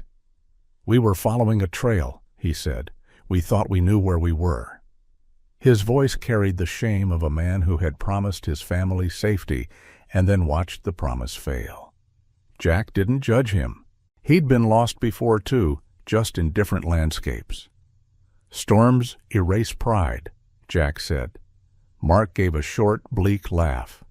"Yeah," he muttered, "they do." They found the truck by late afternoon, half buried off a shallow ditch line, its hazard lights dead, its tires locked in ice. Digging it out was slow, punishing work. Jack's shoulder flared with pain, but he kept moving anyway. Mark worked beside him with grim intensity, his broad hands raw, knuckles bleeding through gloves. He had that same stubborn drive Jack recognized in himself, the refusal to be the man who fails twice. Sarah stayed back with Owen, keeping the child warm, and Ben helped where he could, scooping snow with a small pan like a determined little apprentice. Ranger moved in circles around them all, nose down, tracking the forest, occasionally lifting his head to stare into the trees with that unsettling certainty dogs have when they hear what humans can't. The road didn't clear quickly. It took time for the wind to ease and for the snow to settle, enough to make travel possible. The Ellisons stayed 2 days. 2 days of work and shared silence and small laughter that slipped out when the tension eased for a moment. Sarah hummed quietly while tending the fire, the sound thin but steady, like she was reminding herself she could still make music in a world that had nearly taken her child. Ben told Jack stories about his school and how he hated spelling and how he wanted to be strong like a firefighter when he grew up. Jack listened, surprised by how the chatter filled the cabin in a way that didn't feel invasive. Mark, in the quiet hours, spoke in pieces, how they'd been driving to Mark's sister's place after losing their apartment, how money had been tight, how the storm had turned a desperate plan into a near tragedy. Jack didn't offer advice. He offered presence. Sometimes that was the only tool you had. On the second night, after Owen fell asleep and Ben's breath slowed into deep rest, Mark cleared his throat like he was about to confess something. "We don't have much," he said, staring into the fire, "but we want to help you. Pay you back." Sarah reached into her bag and pulled out an envelope, edges worn. "Emergency money," she whispered. Jack's instinct was immediate and sharp. "No," he said. The word came out harder than he intended. Sarah flinched. Mark's brow furrowed. Jack exhaled and softened his voice. "You'll need that," he said. "You have kids." Mark's jaw tightened. "Then what do you need?" he asked. And it wasn't a challenge. It was an honest question. Jack stared at the fire until he found the courage to answer. He thought about nails, tar paper, food, tools, everything he lacked. Then he thought about what had changed the moment they came through his door. The cabin stopped being just his punishment. It became a place with purpose. Jack swallowed. "Tell them," he said quietly. "Tell the town. The cabin isn't cursed. It holds." Sarah blinked, then her eyes shone again. Mark's expression shifted into something like understanding. "We can do that," he said. When the road finally opened enough for travel, the Ellisons left with hugs that felt awkward at first and then solid, like the world reminding Jack he still belonged to something human. Sarah hugged Jack carefully, as if afraid she might break him. "You saved my son," she whispered. Jack shook his head. "You kept him alive long enough to get here," he replied. Mark shook Jack's hand with both of his, a grip that held gratitude and apology in equal measure. Ben hugged Ranger around the neck, and Ranger tolerated it with solemn patience, then licked the boy's cheek once as if stamping him with approval. When the truck disappeared down the rutted road, the clearing felt quieter than before, but not lonely. Different, like a room after guests leave, still warm with their presence. Jack stood on the porch with Ranger at his side and watched the last tracks fade under fresh, drifting snow. "You hear that?" Jack murmured. Ranger's ears flicked. Jack smiled faintly. "The cabin's got a name now," he said, though he didn't know it yet.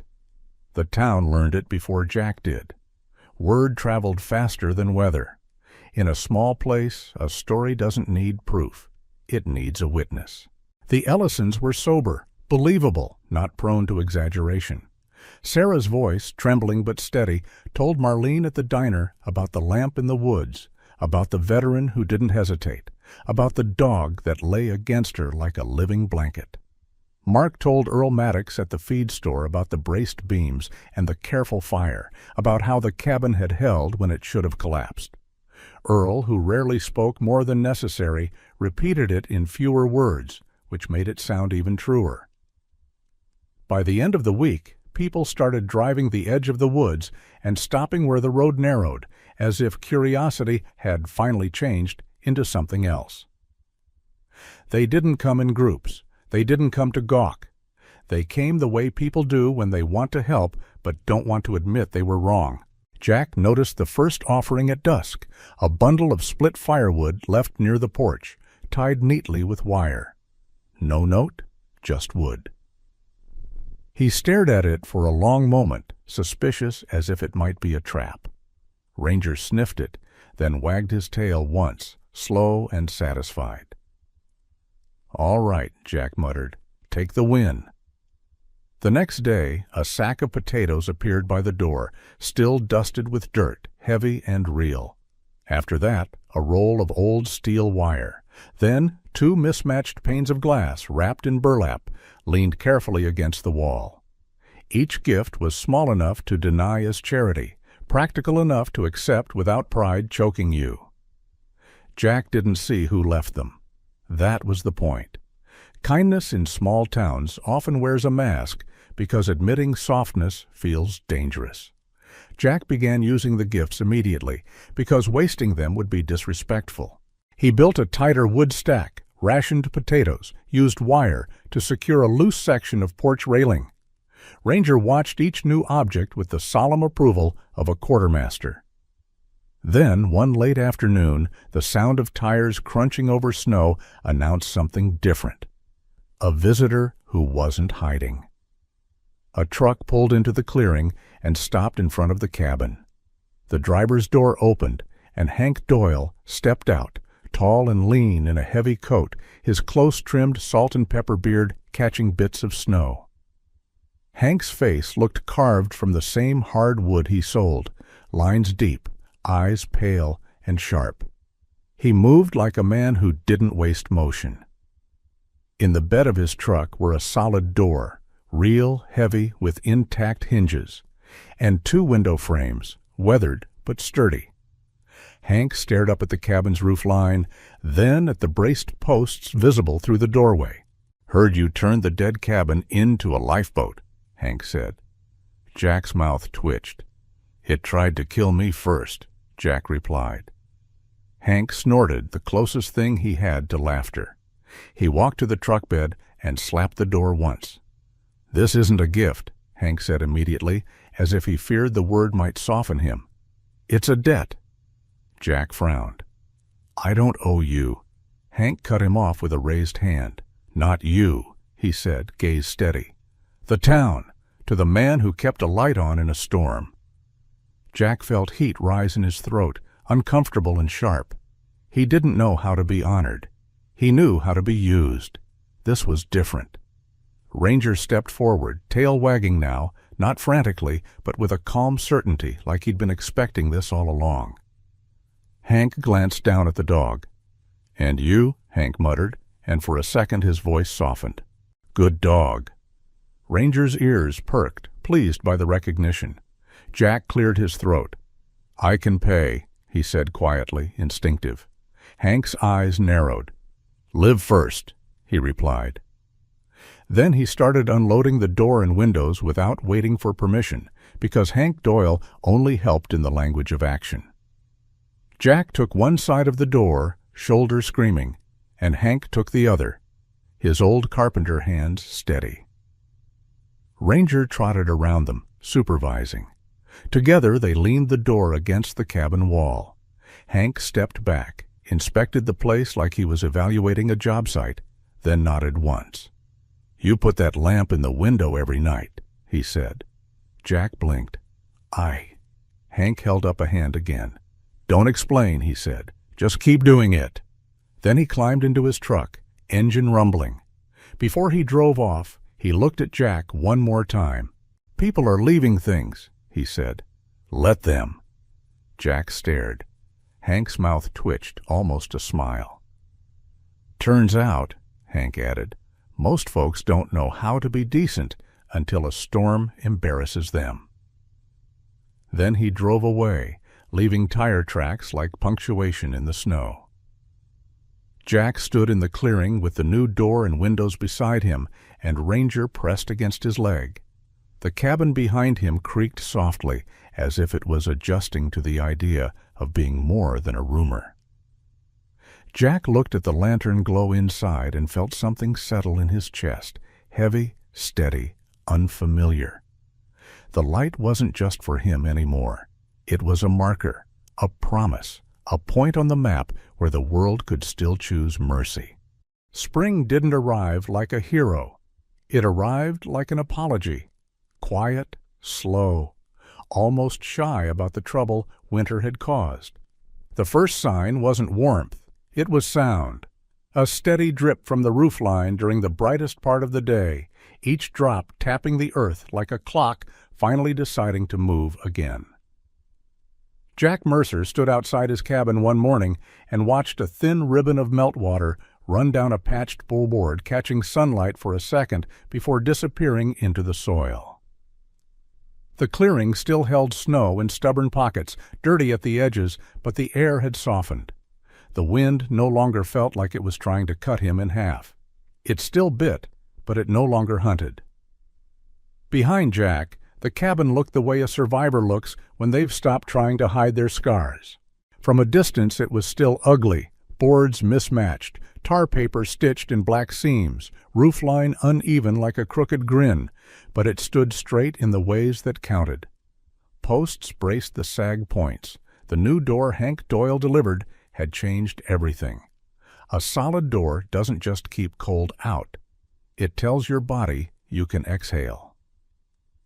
Ranger stepped onto the porch beside Jack, black and tan coat, thick and clean, despite the months of work, his muzzle dusted lightly with gray at the edges, like he'd aged a year in a season. The German shepherd's eyes tracked the tree line out of habit, but his posture carried something new, too. Confidence. A place that holds becomes a place you guard with pride. Jack reached down and scratched Ranger behind the ear, a quick, rough affection. "We made it," he murmured. Ranger's tail thumped once, not dramatic, just factual. They had made it. The first winter had tried everything: roof collapse, hunger, loneliness, the kind of cold that convinces a man he deserves to disappear. Jack had answered it with bleeding hands and stubborn breath. But the strangest part wasn't that he survived. It was what the cabin had become while he survived. It had become a point on the map in people's minds, a place with a name that wasn't written on any signpost, but whispered in kitchens and diner booths: the lighthouse. The word made Jack uncomfortable the first time he heard it because it sounded like praise, and praise felt like bait. He heard it when Marlene Sutter drove out on a day when the snow had softened enough for tires to stop skidding. Her car was an older sedan with salt stains along the wheel wells and a trunk that never quite closed right. Marlene herself climbed out wearing a thick quilted coat that made her look even shorter and sturdier, her iron gray bun still severe as ever, her sharp blue eyes scanning the cabin like she was inspecting a suspect. She carried a paper bag in one hand and a small metal can in the other. Jack met her at the porch, wiping his hands on his jeans like a guilty teenager. Ranger sat at his heel, calm, watching her the way he watched everyone, quiet judgment included. "Don't start," Marlene said immediately when Jack opened his mouth, as if she knew he was about to refuse something. She shoved the bag into his hands. "Bread, jerky, and that's a tin of grease." Jack blinked. "Grease?" Marlene huffed. "For hinges, genius. A door's only as good as the squeak it makes when you're trying to sleep." Jack looked down at the bag and felt his throat tighten. He tried to hand it back. Marlene's eyes narrowed. "If you hand that back, I'll drive this car into your porch out of spite," she said. Jack almost laughed. Almost. "That seems excessive," he muttered. "So is dying over pride," Marlene shot back. Ranger's tail thumped once, as if he approved of her logic. Marlene stepped past Jack and into the cabin without being invited, boots leaving small wet prints on the floor. She looked around, taking in the simple table Jack had built, the shelves, the window frames now holding actual glass in two places, the tar paper patches that still looked like scars. She nodded slowly, the gesture of someone grudgingly impressed. "Town's been talking," she said, voice quieter than usual. Jack stiffened. "About what?" he asked, already tired. Marlene glanced at him over her shoulder. "About you," she said. "About that night. About the Ellisons. About the dog." She paused, then added like it annoyed her to admit it. "About the light." Jack looked toward the corner where his lantern sat on an upturned crate. He still lit it every evening. Not because he needed it now, he had learned the cabin's layout by memory, but because turning it off felt like tempting fate. "It's just a lantern," Jack said. Marlene snorted. "So is a match," she replied, "until someone's freezing." She left after that, refusing to stay long, as if lingering might make her softer than she wanted to be. But she stopped at the door and looked back once. "Don't let it go out," she said, then walked back to her car. Jack stood in the doorway watching her drive away, and he realized the advice wasn't about light. It was about purpose. The cabin's purpose had become larger than his survival. That realization changed the shape of his days. He still woke early. He still checked beams and roofline, but now he also watched the road more often. Not because he expected trouble, but because he understood that trouble existed whether you expected it or not, and sometimes it followed light. The town had started offering more than potatoes and wood. They started offering work. At first it was small. Earl Maddox asked Jack to repair a warped shed door that had been sticking for years. Jack went, brought Ranger, fixed it with careful cuts and patience. Earl paid him in cash and a sack of dried beans, looking away as if direct gratitude might embarrass them both. Then Tyler Voss asked him to reinforce a back step behind the diner that had gone soft. Jack did it. Marlene watched from the window, pretending she wasn't watching. Word traveled. A man named Calvin Price came out next, introduced by Hank Doyle with a short grunt. "He's all right. Doesn't quit." Calvin was mid-40s, thick-necked, with sandy hair cut too short, and a face roughened by years of outdoor labor. He spoke bluntly, like a hammer. "Fence line's down. Wind took it. I'll pay." Jack nodded and followed him without fuss. Fixing fences, rebuilding hinges, shoring porches. Jack realized something that unsettled him at first. He was becoming useful again.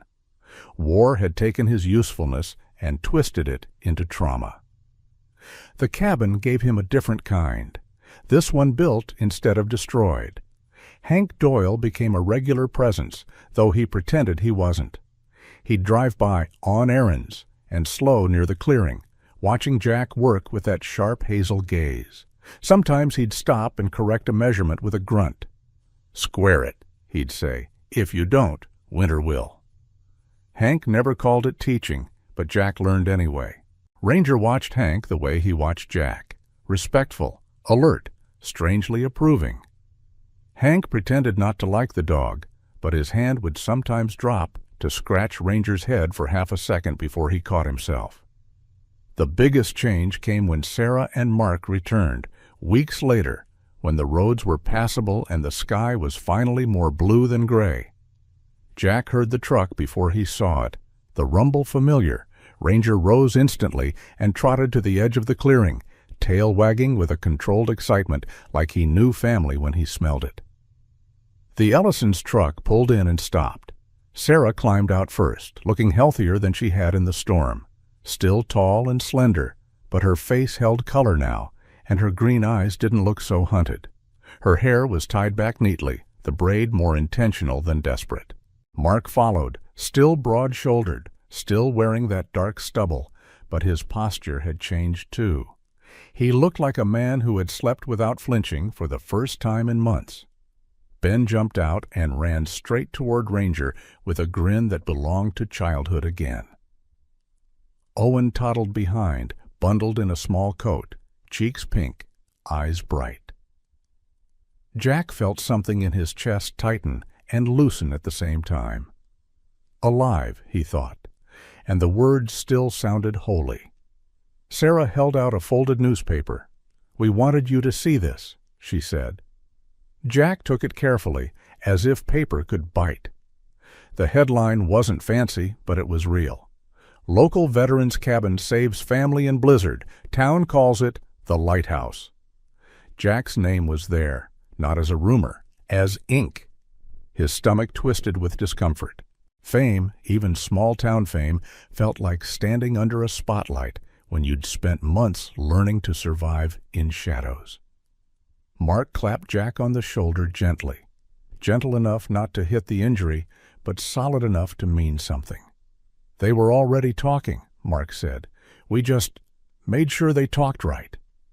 Ben stared up at Jack, eyes wide. "Mom says you're like a superhero," Ben said, then frowned as if worried he'd insulted Jack. Jack let out a breath that was almost a laugh. "I'm a guy with a leaky roof," he said. Ben grinned. "Still," Ben insisted. Owen toddled toward Ranger and reached out small hands. Ranger lowered his head, allowing the child to touch his fur. The dog's expression softened into something ancient and patient, a guardian letting a child believe the world could be safe. They stayed for dinner.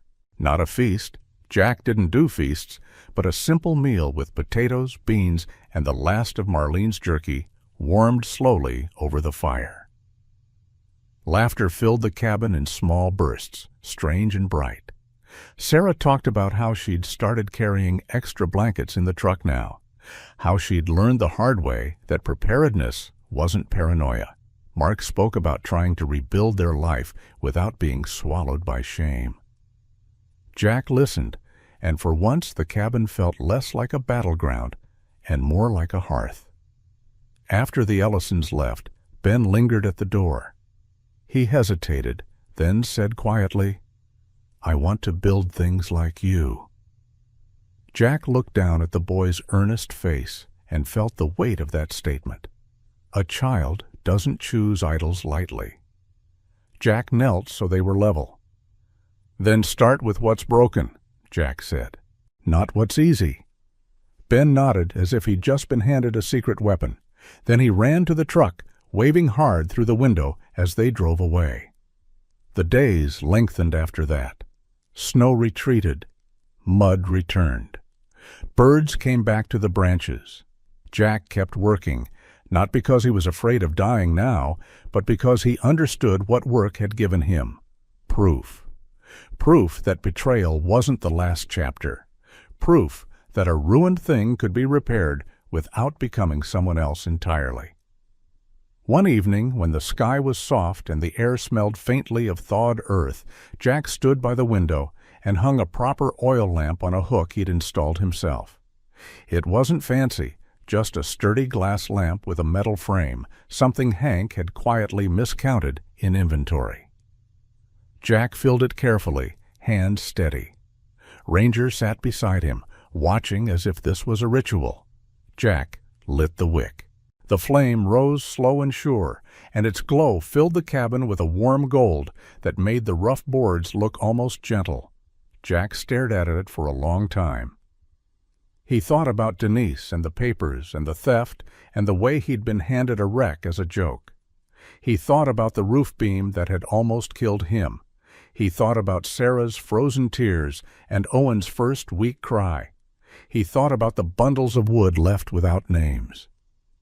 He thought about Hank's gruff debt, Marlene's threat to drive into his porch, Ranger's body pressed against strangers like a living shield. And he understood the bitter, beautiful truth. Some people had stolen his house, but Winter had returned something deeper. A home with meaning. A home that did not exist to protect only one man. Jack rested his hand briefly on Ranger's head. New oath, he whispered, as if speaking to a god that lived in storms and pine trees. If someone knocks, we open. Ranger's tail thumped once, solemn as a vow. Outside, dusk settled over the north woods. Inside, the lamp burned steady. The lighthouse stood, scarred, patched, proud, waiting not for praise, but for the next time the world needed a light that refused to go out. Out there in the real world, miracles rarely wear lightning or trumpets. Sometimes they look like a crooked cabin that refuses to fall. Sometimes they look like an oil lamp burning steady in a storm. And sometimes, if heaven is feeling especially poetic, they look like a battle-scarred dog lying at a doorway, like an angel who chose fur instead of wings. Jack didn't get his old house back. The people who stole it never handed him a key with tearful apologies. But God has a way of returning what matters in a different shape. Winter tried to bury him, yet it became the furnace that forged him. The cabin they mocked as cursed became a refuge. The light he lit for his own fear became a lighthouse for strangers. That is how grace often moves, quiet, stubborn, and perfectly timed. Maybe that's the miracle here, not that a man survived the cold, but that love survived betrayal, and then multiplied. So here's the question the story leaves at your doorstep. What is the lamp God has placed in your hands? It might be a kind word, a meal, a phone call, a forgiveness you've been delaying, a small act of courage when no one is watching. Don't underestimate it, because one small light can guide someone through a winter you'll never see. If this story touched your heart, type Amen in the comments and share where you're watching from. Let this lighthouse shine a little farther tonight. Share this video with someone who needs hope, and don't forget to like, subscribe, and turn on notifications so you won't miss the next story of courage, loyalty, and quiet miracles. And may God bless you and your family. May He keep you warm in every storm, steady your steps in every hard season, and lead you safely home. Amen.